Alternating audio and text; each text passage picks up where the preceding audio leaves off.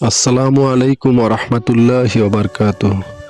আমাদের দেশের অধিকাংশ পরিবারই তাদের পারিবারিক অনুষ্ঠানগুলোতে আত্মীয় স্বজন, বন্ধুবান্ধব এবং সামাজিক মানুষকে দাওয়াত দেয় কিছু উপহার সামগ্রী এবং নগদ অর্থ পাওয়ার প্রত্যাশায়।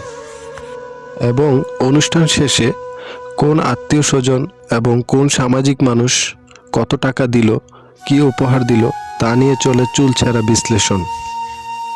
কারো উপহার যদি নিম্নমানের হয় কিংবা কারোর অর্থ প্রদান যদি অল্প পরিমাণে হয়, তাহলে ওই ব্যক্তিকে তাদের পরিবারের পরবর্তী অনুষ্ঠানগুলোতে আর দাওয়াত দেওয়া হয় না।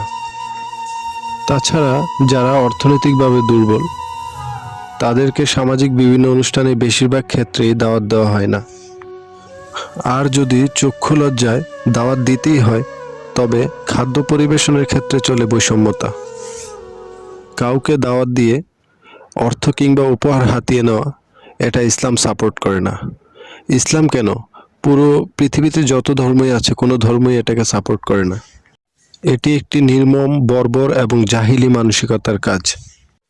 আমার মতে এ ধরনের দাওয়াত খাওয়ার চেয়ে হোটেলে খাওয়া অনেক ভালো।